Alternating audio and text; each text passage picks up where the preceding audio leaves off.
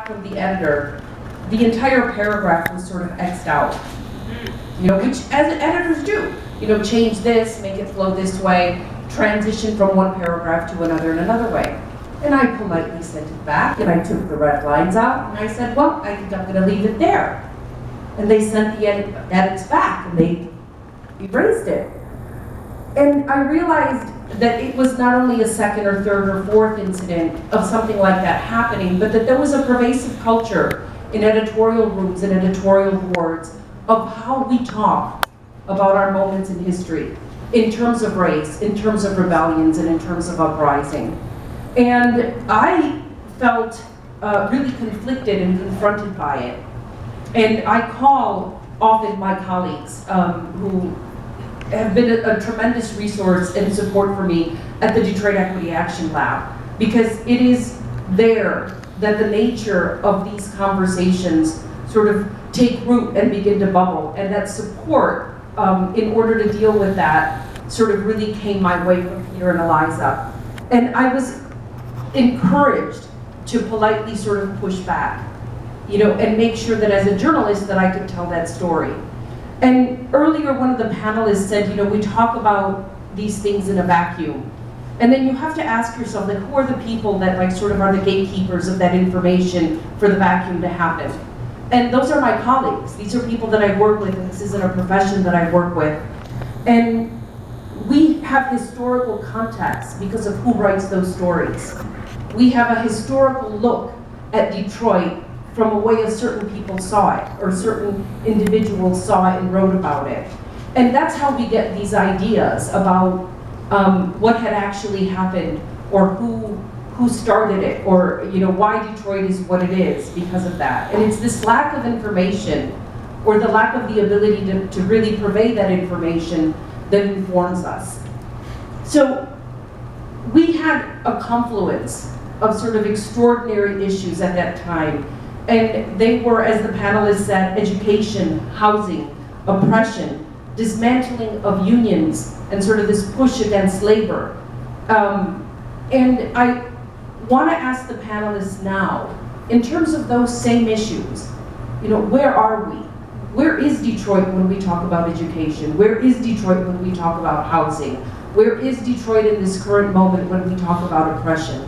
And these women are experts in their fields. They are experts in talking about these issues. So I will let them sort of explain to you what's happening in the corners of our community, in the institutions that allow the flow of information, and through the voices of the activists who are really the ones that are leading these conversations. Good evening. I'm Linda Campbell. I'm a member of the Detroit People's Platform and also a founding member of Equitable Detroit Coalition. Good evening. I'm Eliza Perez-Ollin, and I work at the Detroit Equity Action Lab.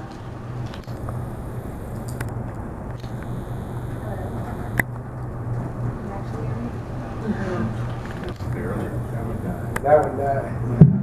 Oh, there it is. Okay.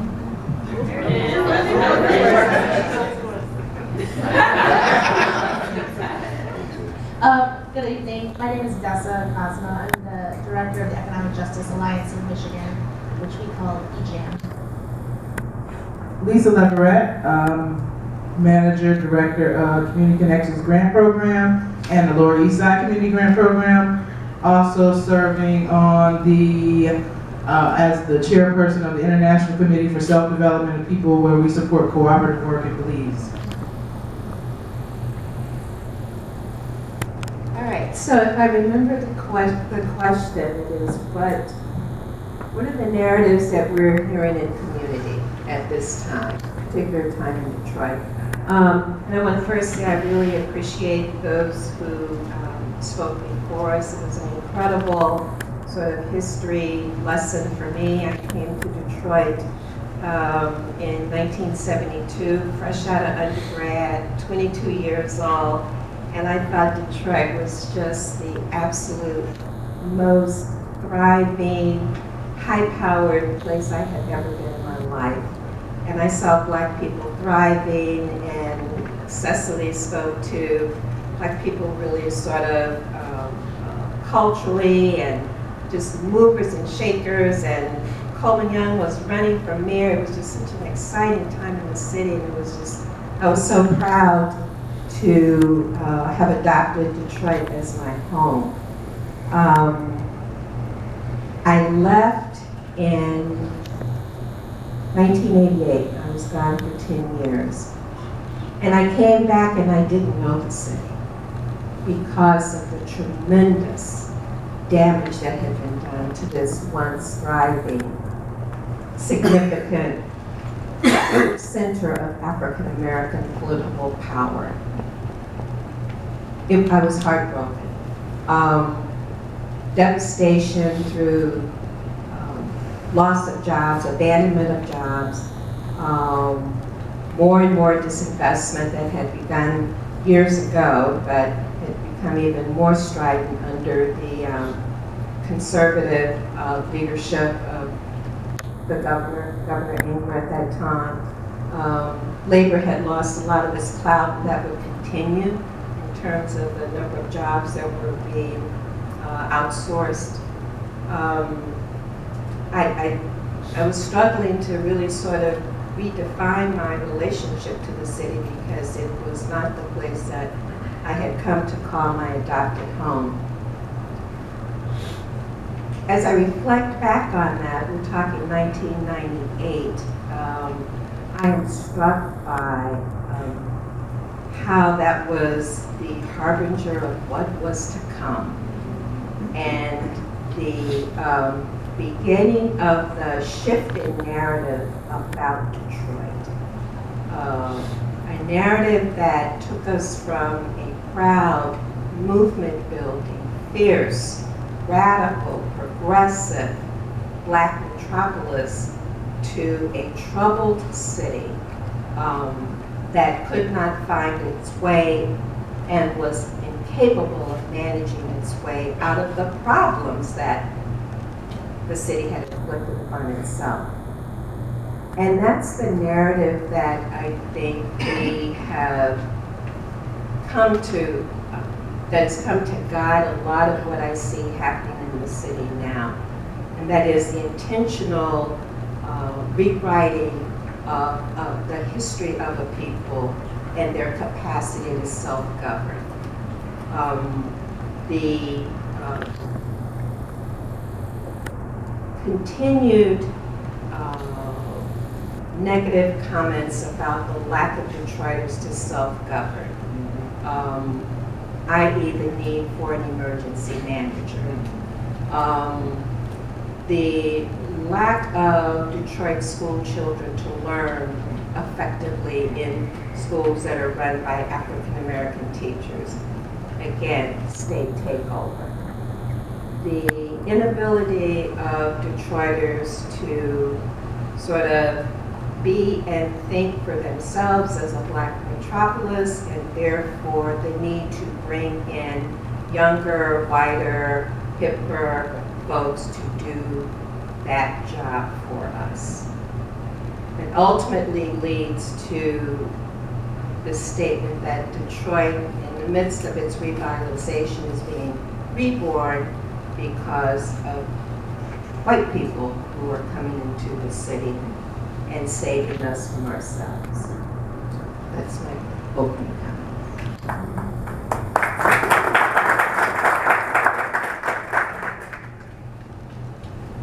I want to start just with a personal reflection on, I'll start with Grace Boggs. I met her in a media fellowship in about 2000. Shay Howell and Grace Boggs and a few of us, there were about 7 community activists and 30 media fellows together for a year to try to help the media do a better job of covering our issues. And she was relentless about language. And she, 50 years later, we still have not succeeded in this. She was like a one-woman warrior for not calling it riot. You know, it was a rebellion. It was an uprising, and just constantly challenging folks. And the idea that, and people would say, but but I have to. She's like, I told you this and you still call it riot. But it would be biased if I didn't. And without, realizing or without acknowledging that the bias that comes with calling it riot and who that protects and who that implicates. And I was primed to hear her because my father, when he told me, I don't know what language he used. He didn't hang out with Grace, but I remember when I was 3 years old. So I was born in 1973, so I missed the action myself. But about 1976, I remember driving in his work van, and he just was like, "Oh, by the way, we're in this neighborhood where this happened," and he spoke about it in terms of, and black people were being abused, and they got sick of it, and they stood up for themselves, and things turned violent, and things got damaged. These buildings got damaged, and they still haven't been fixed. And you still see that this is the situation we're in. And so I understood it from the time I was 3 that this was a righteous uprising. When I went to Mexico and heard the stories of my father about him being out in the streets when this happened, about him being out in the streets when Martin Luther King was assassinated. He was considered a hero in Mexico for being with the people and being on the side of the people. So those were the stories that I grew up with. That's how I understood it. I never like this when people. I grew up very kind of sheltered in Southwest Detroit and then on the east side of Detroit. So I grew up in populations of people of color. And when people would make references to Hudson's, and we used to be able to go to Hudson's and put our gloves on, and 1967 changed all that, and I never knew what they were talking about. It took me until I was in Peter Hammer's class in law school a few years ago, and I was like, oh.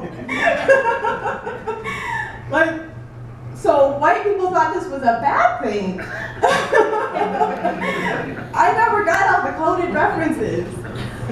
So in terms of stories that we want to tell, we need to tell the stories of how other communities experienced this, and how for some of us it was inspiring. And that's true. That's got to be true in the black community. It's true in the Mexican community. I've heard Arab colleagues speak about it in those terms. The need to talk about this in a global context, not even just this was happening nationally. There were uprisings, but internationally, like Africa. There was a lot of liberation movement that was happening in Africa and decolonizing Africa. So in terms of what's going on today, we are still that was a moment to really think about those things and how we need to change the power dynamics. And we are in that moment again.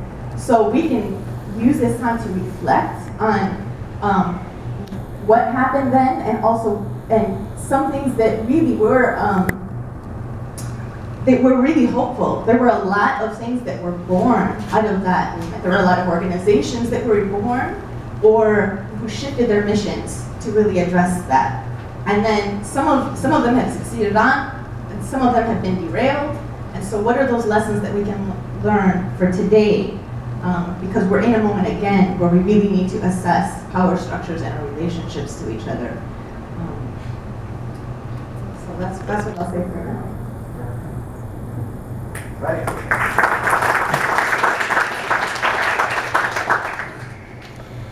Well, I'm from New Orleans originally, and I moved here 10 years ago this summer after Hurricane Katrina. And I had never been to Detroit before I moved here. I was from another amazing, iconic black city in America, and was surprised at the similarities of Detroit and post-Katrina New Orleans. I literally didn't know what to do with that when I got here. And I remember thinking, I just left a place where the housing and the jobs have been obliterated by a storm and lack of investment in public infrastructure. And I just moved to a city where housing and jobs has been obliterated by a socially constructed storm and lack of investment in people and infrastructure. And I didn't mean to like it here. I meant to stay for a couple of years when New Orleans got back on its feet and I could move back. And then I loved it. And then I loved the people. And so here I am today, 10 years later. And unfortunately, the similarities between what I saw that first week I was here continue in a way that's really troubling. So if you think about what's happening in New Orleans now, it's very similar to the dismantling of democracy that's happening here. The dismantling of the public education system, having these authorities and kind of quasi-public management of public goods and things like that, city services, things that people used to have control over and have a say in, or in New Orleans and Detroit being way overly privatized. It takes away people's ability to have influence over the things that affect them on a daily basis, let alone building political power. The relationship between Detroit and the rest of Michigan is not dissimilar to the relationship between New Orleans and the rest of Louisiana, in terms of this being a majority people of color city with a much more conservative legislature that fights the interests of that city tooth and nail, but is so absolutely reliant on it in so many other ways. And just the, frankly, like the massive disinvestment in these cities and the people that live in them. So while it seemed like a very physical similarity when I arrived 10 years ago, unfortunately it is really, it's proven to be much more than that. And I think, I guess I should say, like, I work in politics. I try to change laws that are better for working class people, to make them better for working class people. And try to do a lot of leadership development and organizing to build power of low-income workers. And when you think elections, whatever, you can think a lot of things about elections. But when Governor Snyder got reelected after busting unions, increasing emergency management, and then we have seen what's happened since then, the world is watching, right? And in Louisiana, they are instituting emergency management in some small towns because it worked here, as in they got away with it here, right? So, I agree with Eliza, like, we're in a moment again. And I was in this workshop a couple weeks ago where we did these kind of speed dating one-on-one things. And one of the questions that was asked, I thought was a really beautiful question. It was, what is one thing you know to be true? And I like how open that is. I like, people could, you could say like gravity, right? Or you could get deep with it. And the thing that instantly popped to my mind is absolutely related to the fact that we're in this moment now, which is, I don't know, I'm agnostic, right? I don't know if there's a God. But what I do know is actually more important to me than that. It is that there is always a better solution. Like, there is no chance that the decisions we're making right now are the only way we can do things, right? There is no, in my mind, there is no reason that we can't figure out a way to have a Detroit that is thriving, that is, getting more development without hurting poor people. There's no way there's no way that the only option is poor people who are already here and new people who, are, the reason for living. But why would those be the two choices? That can't be the choices. So, I'm not saying I have the answers, but I do know that collectively we can have the answers.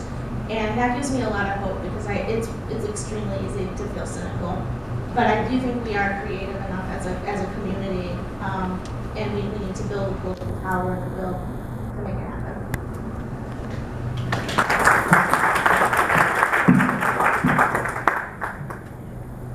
So I'm a third generation Detroiter, and I absolutely love Detroit. I've seen her change, I've seen things come and things go. I wasn't here yet when the riot was here, but I heard about it from my grandparents and my parents, and they too would point out buildings and say, this has been like this since the riot. And we talk about, how folks just, and I wonder, well, why isn't anybody fixing these things? And, we talk about the fact that, there was no investment in the city, and I watched the radical disinvestment where my grandfather had to go further and further out to work. And then there was Coleman Young. Every day I woke up in this city as in my formative years, there was black leadership. I don't know that there are things that I'm not supposed to do.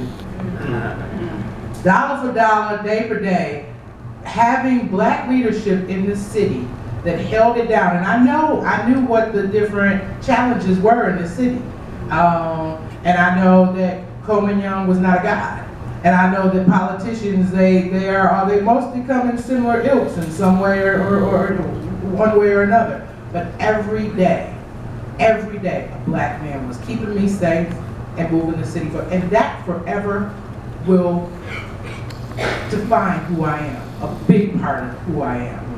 And through that, I came of age during the age of crack cocaine, and I watched neighborhoods being decimated, and I watched police being heavy-handed, and I watched some of my peers being killed, and I watched my peers making one of the only decisions they had in many cases for jobs. You know, because I watched as I matured, it was very clear that there was radical disinvestment. I'm like, where are the jobs? Where's that plant? Where did those people go? Where did that store go? Where did that black man that owned that store go? All of it just started to disappear, and it was radical to the point that it had to be planned. But at the same time, there was techno music that popped up, and there was hip hop music in Detroit. And so as the city was declining, the people were still creating, right? And that's the part of Detroit that I grew up in. And so the buildings were falling down around me, and Al Brooks Patterson was attacking my mayor, but we were becoming the epicenter of a new form of music. And the leadership in the neighborhoods, although it was crumbling, and I'll tell you this, Detroit does look like it. She looks like she has lots of scars because she's been in a lot of battles. But I bet you believe this, that the folks that are here have been putting Band-Aids and bandages on her ever since she's that she was being taken down. So she would be in a whole lot worse shape if it were not for the leadership and the love of the black, brown, and the white folks, this is where the white folks to stay, that kept her together. Okay? So that's the Detroit I know, and that's the Detroit I believe in, because I love Detroit. And I love Detroit because of her people. I love her because of her people. You don't find, I go all over the world, and you just do not find people like you have here in Detroit. So I'm not concerned about the newcomers. I'm not concerned about them, really. I'm concerned about inequity, right? So we need to have those conversations and get that together. And we need to invest in the people and the leaders that are here, because they have done so much with so little. And just imagine what it would be like if they had just a little bit. So in my role as with the grant program, I put a little bit, just a little bit of dollars into communities.